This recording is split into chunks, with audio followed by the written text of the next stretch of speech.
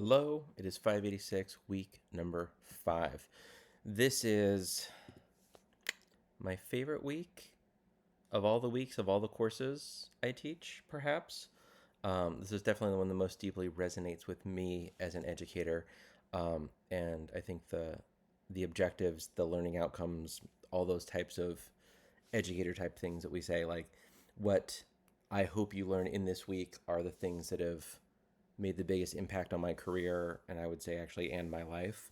Um, I was kind of figured out that you could collaborate on social media pretty early in the game. I was one of the earlier educators onto Twitter, and at this point, I think I've been on for 15 years now.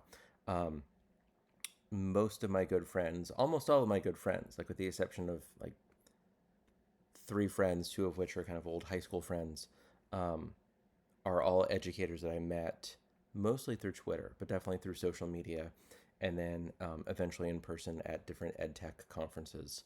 Um, so this has the impact to really, this has the potential to really impact your practice, your personal learning network, and depending on kind of who you meet, like really your life. And at this point, it's pretty wild. Like most of my friends are doing extraordinary things in education. Um, so like if we look at a nice transition, the discussion board, as we look at Jen Wagner's quote, you're going to reflect on it. Don't just be a sponge, be a watering can. Like Jen is amazing. For sure, follow her. She has like the biggest heart and is so generous and is like such um, an educator that looks at the possibilities with technology, and is just an amazing human. So, it's fun just to not be like, oh, discussion board number one. Here's a quote from someone. It's like, no, like Jen said that. I know her. She's amazing. Um, yeah, she has also quite a story that she's been sharing on social media, so she is worth following. Quick reminder while we're talking about discussion board, we're going to bounce back and forth between kind of story time and really logistical stuff. Make sure you're posting by Thursday evening and then 2 replies for every discussion post by Sunday. Some folks are only doing the initial post. And if you only do the one post, if you look at that rubric, you're only getting 6 out of 10 points. So please hop on that. Let's jump right into actually assignment number 5 for week number 5, called Collaborate with an exclamation point. So collaborate. You have 3 big tasks this week. You're going to look at the Google Doc. Links to those tasks are in the week 5 assignment and then also in the weekly announcement that I sent out. The first one is Padlet. So the big idea of this is there's amazing ways that you can collaborate with other educators.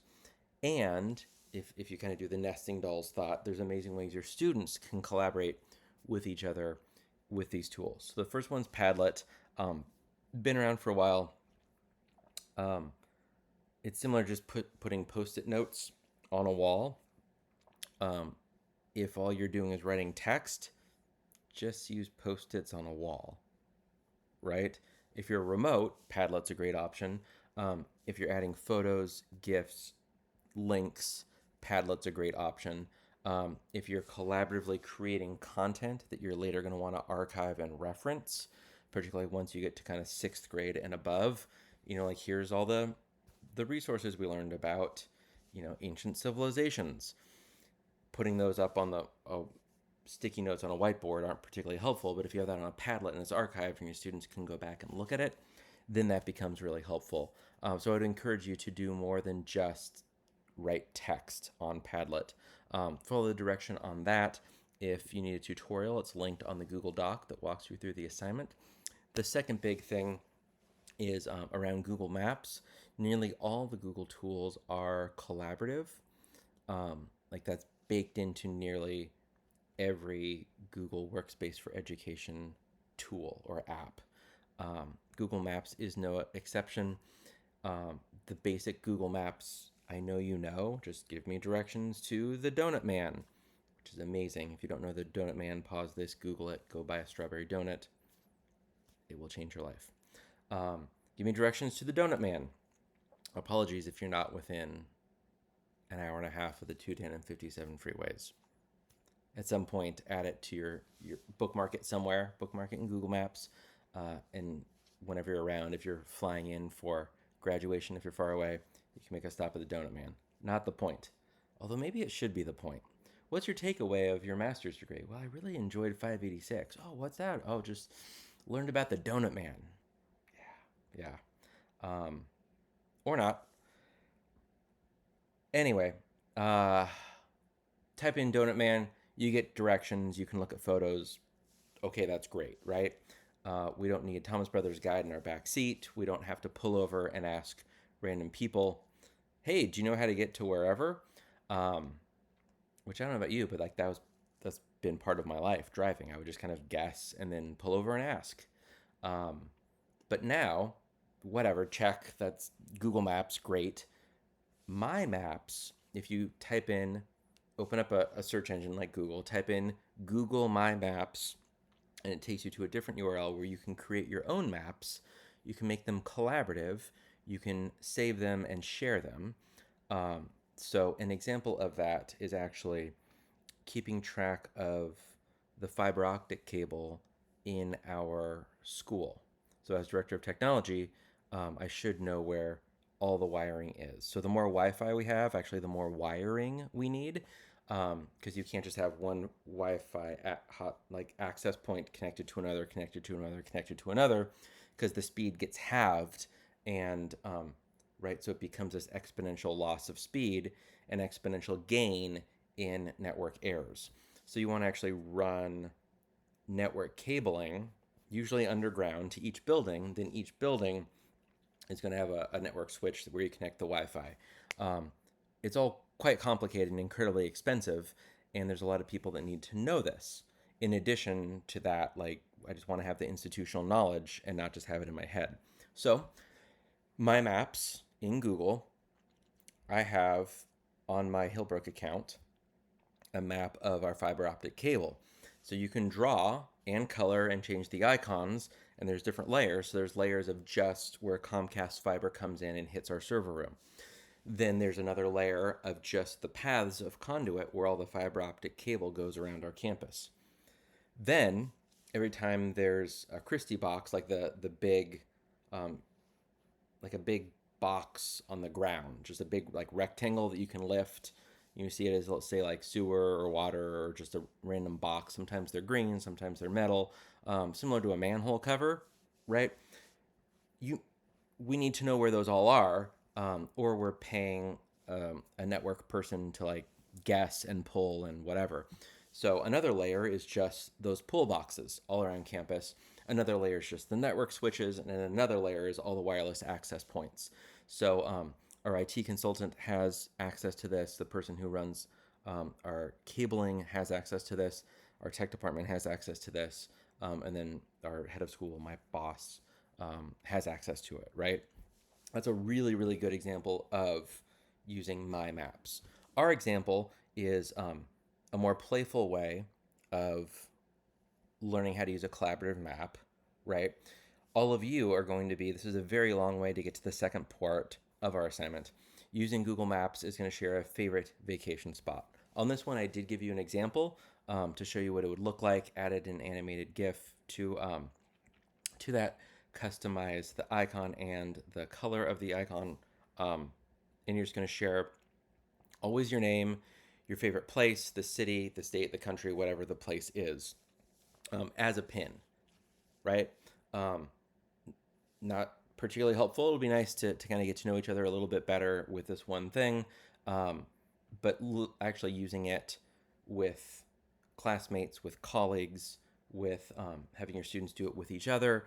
So like an obvious one is, by the way, I'm on vacation right now, staying in my parents' back house, and people are like waving at me in the window right now. That's why I'm like randomly looking and talking. Students. An example that comes to mind is fourth grade, regions of California, also the California missions, which has an increasingly troubled history that I'm learning about. But you could have each one of those be like, you could draw a complex polygon around different regions of California, plains, desert, mountains, coastline, and make that, and they could collaboratively do that and make it actually pretty detailed. Similarly, like with the missions, you could drop a pin on each one, And instead of just like building one out of a kit you get from like Michael's, you would get one. You could just do a pin, make a video, add that video to the pin, and actually have a collaborative map that way. The third thing, and again, I'm going to move quicker through this, is just with Google Slides, you can do a collaborative slide deck. You'll see what you're going to do on that one. It's going to be kind of a reflection on some reading. Each week, our 5th through 8th graders will do a collaborative slide deck in Google for our all-school assembly. That's a really useful way of doing it. Similarly, with any Google tool, even drawings, you can collaborate and like leave comments on Google Drawings, Slides, Docs, Sheets, and you're doing Slides, which I think was the first one I mentioned. Any of those you can collaboratively view, and not just for let's all work on the same thing at the same time, but you can also use it to give feedback. So my favorite example of this, it was about 10 years ago when I was teaching 2nd grade. Good friend Scott Bedley, his 5th graders wanted, I met Scott, by the way, on the Twitters, as my mom calls it. Later, got to be really good friends through in-person conferences, mostly the Spring Q conference. Recently just even had him on my own podcast. Brilliant dude, master educator, teaches 5th grade in Irvine. And he was like, man, I just really need my 5th graders to practice editing. They need to edit. Like, they can write fine. And I was just like, oh, man, I need to give feedback to my 2nd graders faster. So we did just a little like pairing of kids. As my 2nd graders were typing in Google Docs, his 5th graders were editing in real time. Clarify this, forgot a period there, leaving comments, real-time markup. Amazing. We also did it asynchronously so that one day my 2nd graders were typing in Google Docs, and then they came back a day later and had feedback from Scott's 5th graders. So cool. Like, this alone could genuinely transform the writing process. And I don't understand why we're not doing that. So you're going to be using Google Slides for that. Read through the Google document. It's pretty straightforward. Let's see, I talked about the discussion board. I think you're hearing a little bit about just how like being able to collaborate and get to know other educators through conferences, social media, master's degree programs is so important, because now, as I learn about, like with Scott when he was on my podcast, we were talking about environmental literacy. He's working with a company, Green Guardians. And so I got to learn all about that. I never would have known about this company or been able to actually have some tools and resources for me and my own kids, for my teachers and their students around environmental literacy had I not known Scott. So just like the benefits of getting to know innovative, progressive, and just super cool people through social media, through conferences, through master's programs is so important. And I actually got the job I have now as director of technology through Twitter. The previous tech director got a job over at Apple Education and just emailed me. He was like, hey, like, you share really cool stuff on Twitter. I think you'd be a really good fit for our director of technology. You should do that. So you're going to read through a whole bunch of stuff on the week 5 page. There's some readings, there's some links, a couple of videos, and then just a whole bunch of resources for screencasting. Keep in mind the right tool for the right job. You have the week 5 page, so I like to just do a full screen video for you, knowing that you're going to be able to click on the documents. I know a lot of people do a screencast with like, see my screen, and then I'm down in the corner, but like, I think the most important part is for you to actually see me and know I'm a human and be able to go full screen if you want. Screencasting will do both. It'll do screen and you, just screen. Another one I want to throw in there, if it's just creating a workflow or a tutorial, is Tango. It's tango.us. And this one will actually record your clicks, and then it runs it through its own AI bot and creates a step-by-step tutorial for you. It's amazing. So if you just need like a tutorial, tango.us. If you need people to hear you, just record with your phone or open up QuickTime Player like I am using my webcam. So a whole bunch of resources. And that is it for week 5. If you have any questions, please reach out. We're looking forward to see what you're doing with this collaborative work. Happy week 5, everybody.